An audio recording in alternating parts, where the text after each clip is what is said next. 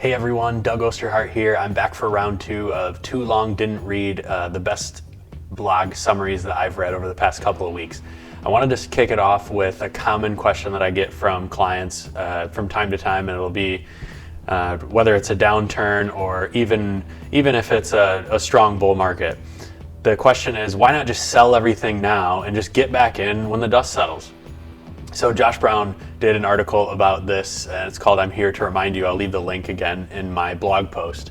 But basically, the idea here and the key takeaway is that we don't know when that dust will settle. To use his words, he says there's no airplane writing all clear in the sky above your neighborhood, so you know when the market bottoms out. I'm going to talk a little bit more about bear market bottoms, how to invest if you do have cash on the sidelines and things like that. But again, the main takeaway here is you just really don't know when that bottom is. So you have to use mathematics and systematic rebalancing and ways to add cash into the market so you don't get paralyzed when the market does recover.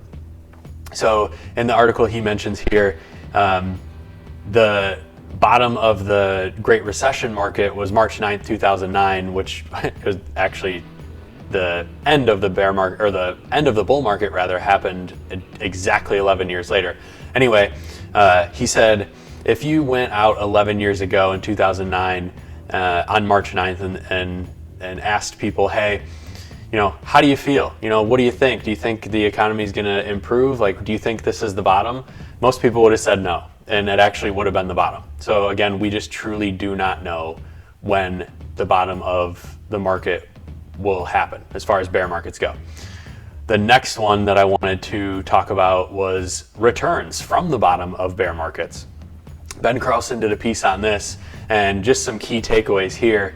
I'll leave the link in the notes, but he talks about returns after the bear market hits bottom. So the average 1-year return from when the market hits the bottom is 52%. The average 3-year return from when the market hits the bottom is 88%.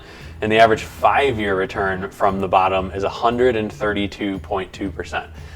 So it's key to stay the course, as the old adage goes, because yes, bear markets are very, very painful. Emotions get involved, but generally speaking, there has always been a comeback should people stay invested.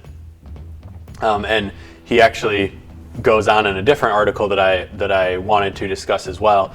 He says, if you would have bought stocks on the day the S&P 500 bottomed out, again, that March 9th day in 2009, you'd be up 345% roughly, even after the 30% plunge that we've had just in the past month.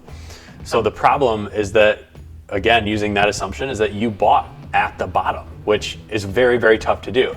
So I just wrote a piece about how to get back in systematically. And this is important for people that have cash on the sidelines, or maybe have some CDs that are expiring, or just a large emergency fund that they've built up that they may not need. I know there's a lot of uncertainty going on currently, but just as far as flipping this on, should you have cash on the sideline? How do you get back in? A lot of people have been like, oh my gosh, as of doing this recording, which is right here on March 26th, this week, we're poised for the best week since the 1930s. The Dow is up over 20% just this week.